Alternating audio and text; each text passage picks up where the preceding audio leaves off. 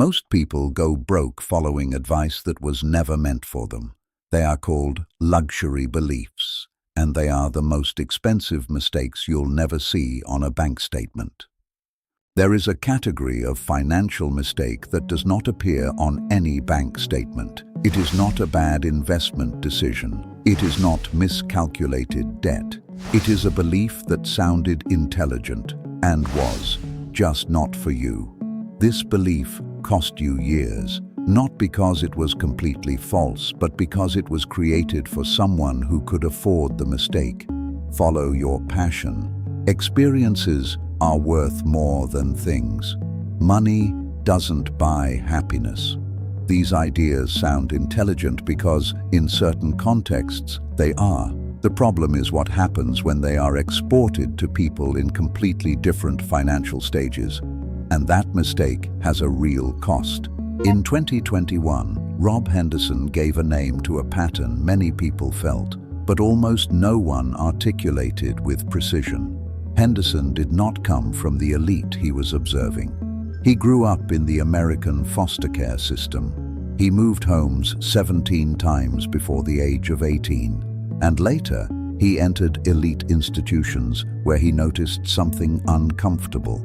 Many of the most prestigious beliefs in that environment were only safe because those people already had network, capital, and margin for error. That is where the concept of luxury beliefs came from. Luxury beliefs are not lies. They are not conspiracies. They are ideas that work for people who can survive their cost. A luxury belief is not false. It simply assumes you can afford to be wrong. What separates a luxury belief from bad advice is subtle but decisive. Bad advice is simply wrong. A luxury belief may be right in a different bank account, and that is exactly why it is more dangerous. Because it sounds good, because it comes from people with visible results, because it is repeated by people who seem intelligent. The problem is not the belief, it is the portability. If you believe in any of the three ideas we are about to examine, and you have never evaluated them against your financial stage, you are already losing capital right now. Belief 1. Follow your passion. This idea became the foundation of an entire industry. Books, podcasts, courses, talks, all built on the same premise.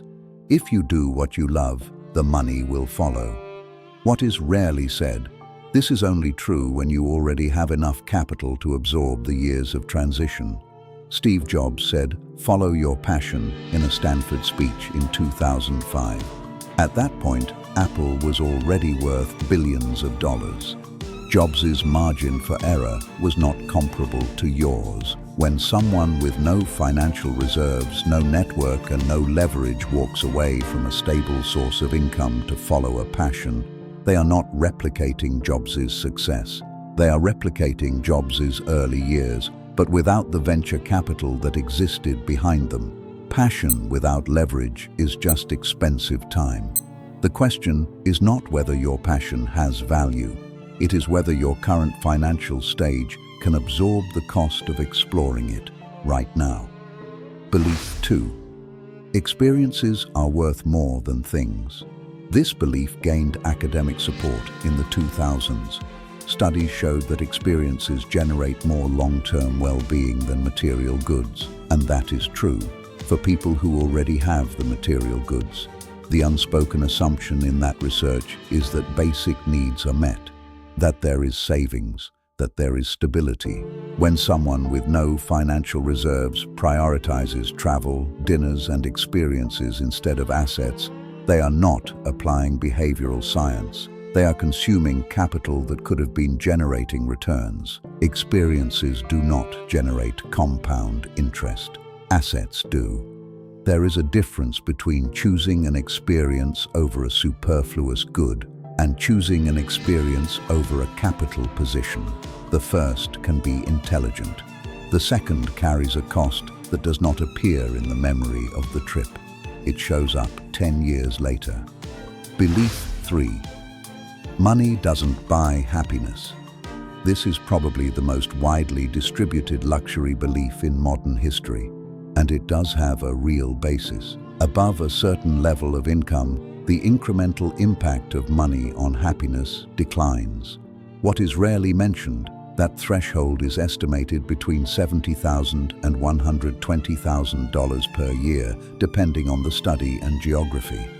Below that level, the correlation between money and well-being is highly significant. For those below the threshold, money buys stability, it buys health, it buys time, it buys options.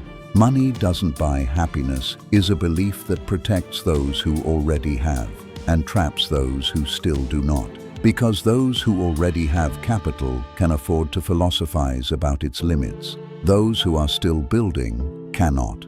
And when this belief is internalized early, without context, without stage, the result is not more happiness. It is less urgency, less financial ambition, less assets. The cost is not in the belief. It is in what the belief prevents.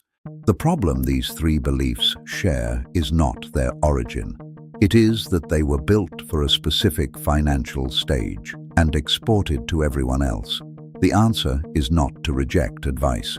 It is to learn how to audit it. There is a filter with 3 questions. Applied to any financial belief, they reveal its real cost. First question, origin. Who said this? And what was that person's capital stage when they said it? Second question, stage. Was this belief built for people who already have liquidity or for people who are still building it? Third question, hidden cost. If I apply this belief right now, what am I sacrificing that does not show up on my statement? 3 questions. Not to reject ideas. To understand whether they are portable to your stage. A belief can be true in one context and destructive in another. The filter does not eliminate the advice. It reveals whether it is expensive or free for you right now. The question was never whether the advice was beautiful or whether it sounded intelligent. The question is whether your financial stage allows you to survive its consequences.